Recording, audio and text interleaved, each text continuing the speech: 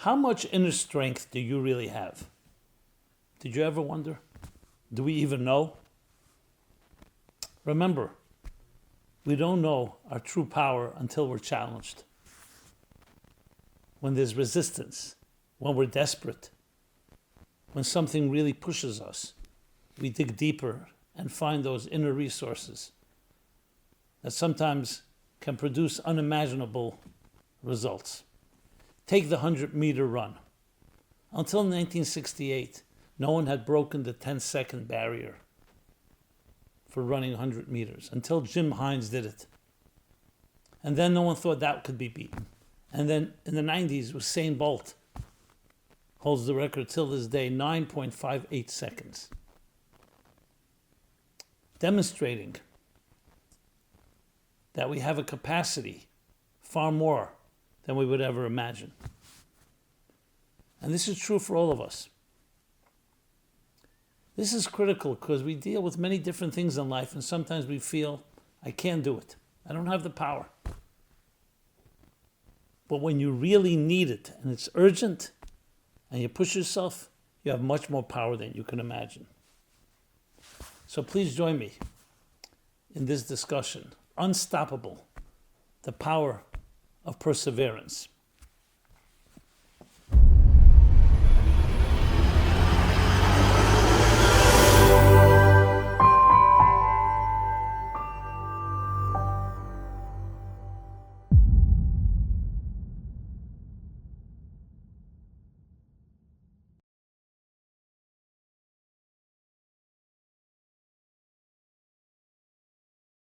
Hi, this is Simon Jacobson, and we will be speaking about Unstoppable, the power of perseverance. This program is dedicated in honor of a great partner, friend and ambassador of the MLC, Isaac Weiner, with gratitude and warm wishes for a wonderful birthday. How much inner strength do you have? Do you even know? Remember, we can't know our real power until we're challenged. Only when there's resistance, when we have to dig deeper, do we discover those resources that can even surprise ourselves. That's the way it works. The Talmud puts it this way: you don't know the power of the olive until you press it. When you press it, that's when it produces olive oil. And the same is psychologically and emotionally for all of us.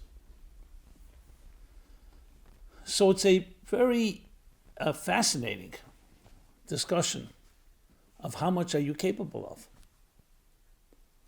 So in regular times, we do as best as we can, sometimes more, sometimes less, sometimes we push ourselves.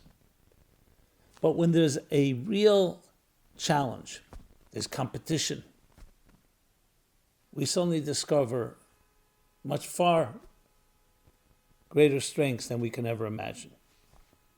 Now, this doesn't mean we always have to be desperate and we always have to have a challenge, but it just demonstrates that that's the only time you really can see what a person is capable of. I say this because each of us in life is going to face many different challenges. And we often resign ourselves and say, I can't handle that. Too much for me. We don't even take it on in the first place. But it's a big mistake because we're capable of far more than we can imagine. I remember a life-defining moment in my teenage years. You know, those years when you wonder about what's out there, the mysteries of existence. Is there such a thing as the infinite, as the eternal? So my parents had rented out for the summer in Brooklyn, near the Atlantic Ocean, a summer home. And I remember going there often in the evening. One night I decided to take a walk to the beach. And the Atlantic Ocean, the waves were storming away. And I was just mesmerized by the sea. Like we're all mesmerized. But especially by the waves. And in my childish mind, I thought to myself, you know what? I'm going to wait around to see when these waves go to sleep. Everything goes to sleep. And I waited. I remember an hour, another hour. And every time it's quieted down, I thought maybe that's it. No. All night. I was up till dawn. And I had an epiphany, a discovery, just by watching those waves, that there are things in life that are unstoppable. There are things in life that perpetuate, are relentless. And it gave me that sense that all of us have a certain element of that in our lives. However, it has to be important to us. Obviously, if it's optional, no one's going to push themselves to that extent. So the sea became a reminder for me that in life, there are things that continue on, and literally in a perpetual way, never stopping. And it was an inspiration. Obviously, as human beings, we do need to go to sleep, and we need rest. But nevertheless, that should not in any way minimize and weaken or blunt the drive, that drive of the human spirit to reach heaven and beyond. And you see it throughout life. You see everyone who's achieved excellence, whether it's athletes or others in other industries. There was something that compelled them, that pushed them. It may have been to break a record. Take the 100-meter dash. So until 1968, no one had broken the 10-second barrier. Until Jim Hines did that. And it was considered, wow. And no one thought anyone would ever break his record until Usain Bolt in the 90s got it down to 9.58 seconds. And no one thinks that can ever be broken. What was it that pushed these individuals? Or when you hear stories about a mother trying to connect to a child that has autism, and there's some relentless belief and faith that the mother has that I can connect when all the doctors say you can't. There's something extremely powerful about that. And I'm not talking about necessarily a total miracle. It's just that there's more than we have that we can ever imagine. But of course, the condition is that you have to really want it. A mother wants to connect to her child. An athlete wants to break the record, whether it's for fame or however you explain it. Like the guy that climbed the first time they climbed Mount Everest, they asked him, why'd you climb Mount Everest? So he says, because it was there.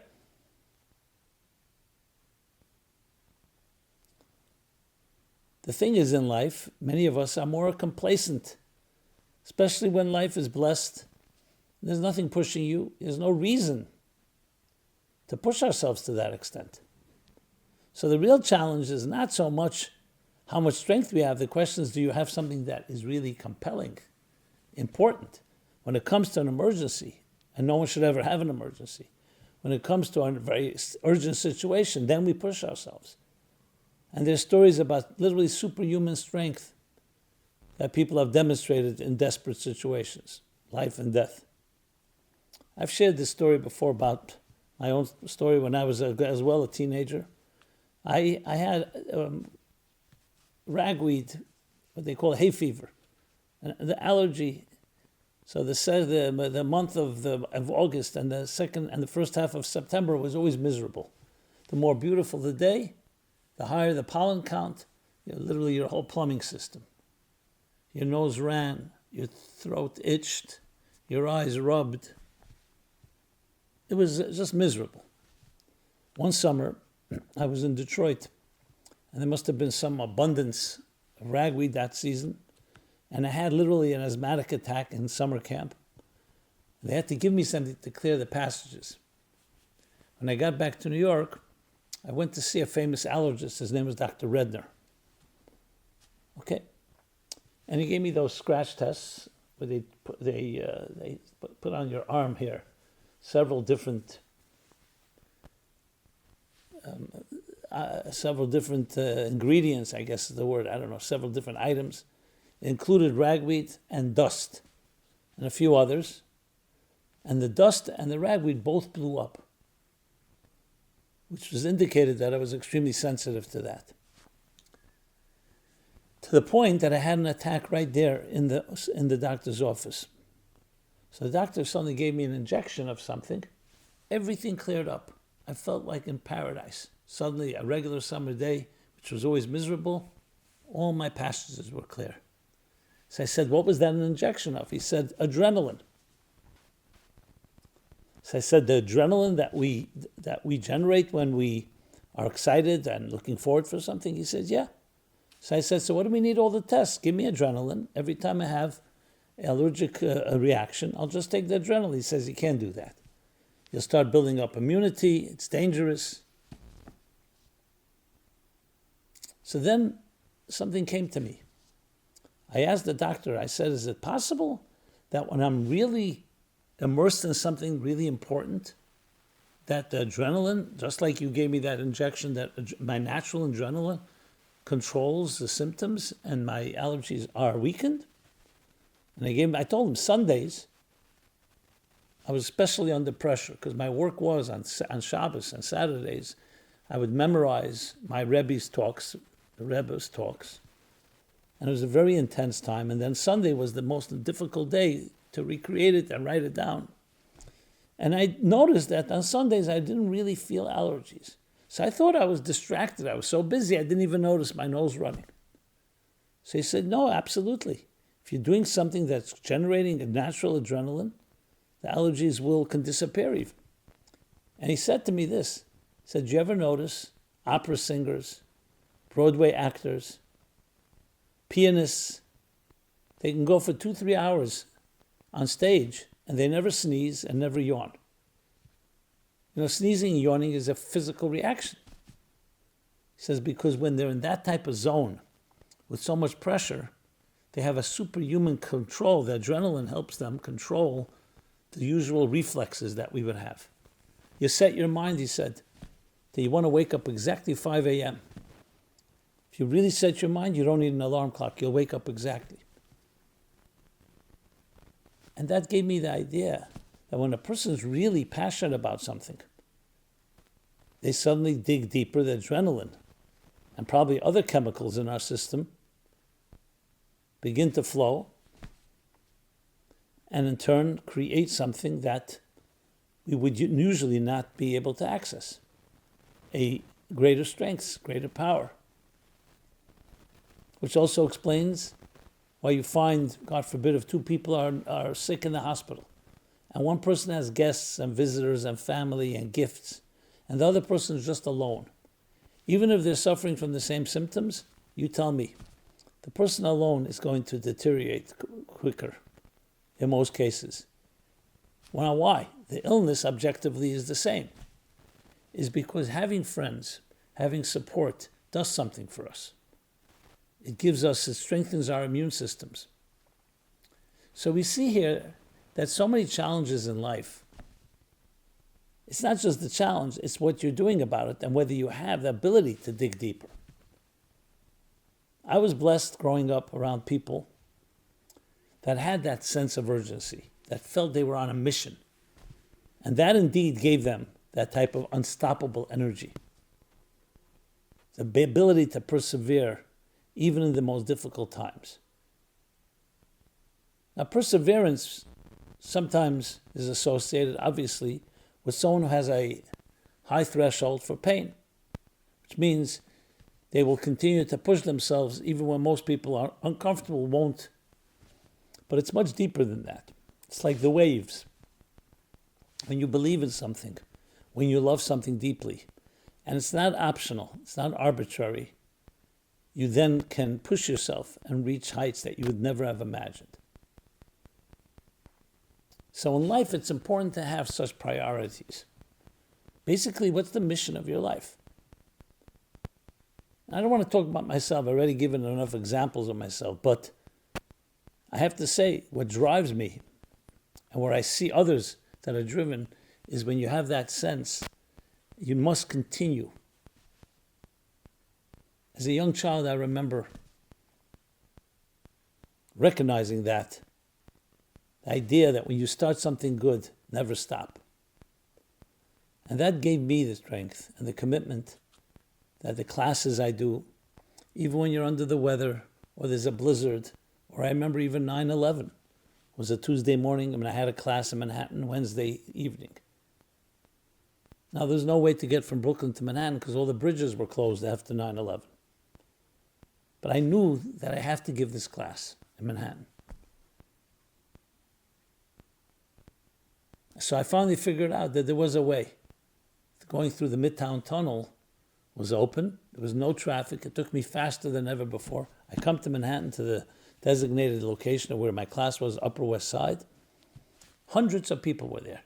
Usually, max, we had 80 people. Hundreds. There was a need to commune, especially in New York, after what had happened. People were very vulnerable. Now, what pushed me to do it? I could have easily canceled, send everyone a message that we don't have a class tonight, would be understood, 9/11, just a day earlier, because I knew there's a certain importance, and the way it was my mission, so I did it. Anything that you're doing that's good, never stop. There are many things we should be stopping, but the good things, stay with it. Now, the story of Rabbi Akiva. Rabbi Akiva was the greatest sage in the Talmud, but he didn't begin to study until he was 40 years old. Until he was 40, he was an ignorant person. But at 40, he was motivated. He had met a young woman. They ultimately would marry, and she pushed him. But what finally made the decision? He said to himself, I'm 40 years old. 40 years old, it may not be old, but it's also not young. And you already have habits and routines. I can't begin now. But he was ruminating on this, and he was standing somewhere in the woods where there was a brook of water running. As he's watching the water run, he sees a stone in the riverbed, in that little brook, that had a perfectly bored, like drilled hole right through the stone. Like it was a perfect hole. Like someone had deliberately created that hole. He was wondering, how does that stone have such a hole? It looked so strange. Did someone come and drill it? Then he realized, he saw the water drops, that the water kept dropping through that hole. So over years, just one water drop, but consistent, persistent, bore a hole through the stone. And he said to himself, it's a lesson in life. Now, he wasn't a simple man, obviously. If an inanimate stone can be pierced in such a perfect way through a persistent drop of water, we're not talking about laser beam, we're not talking about tremendous water pressure, but it's persistent. It keeps on hitting the rock again and again. So how much more so can a human soul begin something new, and it should pierce me? And for that was one of the final motivators that taught him to persevere. And that's what he did. He went off to study at the encouragement of his wife, and ultimately became the greatest Talmudic teacher of all. We came back with 24,000 students. And when his wife came out to greet him, and the students were wondering who she is, he says, everything you have and everything I have is in her honor, because she had pushed him. This story, and so many other stories we hear, touches us in a very deep way, because you see that even though it wouldn't make sense initially, but it's the persistence, it's the commitment. So it's not about doing a lot, cramming it all. It's about doing little but consistently. That's the power of persistence. That's the power of perseverance. And when you do that, and you have that driving force, you can pierce holes in anything. You see it also. Most people don't travel down this road because it's the more difficult road. It's easier to be laid back, not push yourself, not force yourself. But this brings us back to what is compelling in our lives. And when it's compelling, yes, you suddenly have superhuman powers, more than you could ever imagine. and allows you to be unbreakable and unstoppable, unflappable. So, practical suggestion is to sit down and write down for yourself, what are the things you know with certainty that you really believe in, that you're ready to fight for. That exercise may also not be easy, because many of us don't necessarily have something we're ready to fight for. Yes, we'd fight for our lives, the lives of our loved ones, but try to broaden that and help identify a value, a standard, something that is critical to you. They like to talk about the last lecture. If this was the last day of your life, what is it that you would do? Meaning there's that sense of urgency because you're not going to have another chance. That's how a leader thinks. That's how you make true change. You don't say maybe someone else will do it. You know that it matters. They tell that parable, analogy of a town in the good old days. A poor town didn't have any special wealth. One day they get a message that the great king of the nation, of the empire, is coming to visit that town. So of course this was very special. It's a once in a lifetime. And the townspeople wanted to bring a gift to the king, but they didn't have much. They were poor. So they decided, they came up with an idea. We'll put a big barrel in the center of the town, and everyone from the town will pour a little wine from their reserve, so to speak, and we'll give the king the barrel. Not that the king needs it, but he'll understand the gesture, which is token for us, but for us it was hard to do because they were very poor. So one person in town says to his wife, why should I go pour wine? Everyone else is going to pour wine. I'll pour water and we can save the precious wine for ourselves. Problem was, everyone else in town was as smart as he was. So at the end of the day, the king got a barrel of water. When you feel that your contribution doesn't make a difference, you're not going to push yourself. You're not going to go bring wine. It's critical to know that you matter absolutely on a cosmic level, and therefore all your choices matter. And that's why it's critical to know that you believe in something, and then you fight for it. You never give up. There's no such thing as you don't take no for an answer. So can you come up with anything of that nature? Again, I understand most people will come up with a life-threatening situation where then they'll mobilize themselves and become very vigilant. But think of it, it's not a life-threatening situation. What would be something you're ready to fight for? In our day and age, where we have so many comforts, you can press a button and get a delivery in 20 minutes. The fast food, instant gratification generation, it's becoming increasingly difficult to have something of this nature that transcends time and space. But it's critical for the human spirit, because the human spirit is ultimately infinite and has endless resources. We just don't know it. Our bodies, our physical beings, have parameters. We have limits. You can't jump up 30 feet without any support. We have limits. We have to eat and drink and sleep and so on. But the human spirit is ultimately bottomless, or I'd say beyond bottomless. That does not have limits. And you see that when people push themselves or situations that come up. So in a world where on one hand we have so many comforts, those comforts in a way can also undermine that compelling sense of urgency. So may you and all those that you know and everyone be blessed to have that sense that I'm not living up to my calling. Even if a little, there's a lot more to do. And there is. We look at around the world, the confusion out there, the demoralization, the polarization, all the zations you wish, like isms, zations. So it's time to reverse that, and we begin with ourselves. We begin how we look at ourselves, context of our families, and realize you have something unique that you and only you can contribute. And that should cause you to be driven. That's not optional. To become unstoppable through the perseverance and commitment to that which you believe in, to your calling.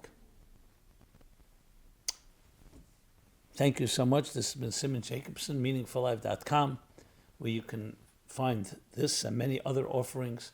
Please subscribe to these offerings, subscribe to our YouTube channel. And I'd love to hear feedback. And above all, share. Please share this. You have those infinite waves, that eternal power. Use it. That will make all the difference. Thank you. This program is brought to you by the Meaningful Life Center. Please help us continue our programs. Make even a small contribution at meaningfullife.com/donate.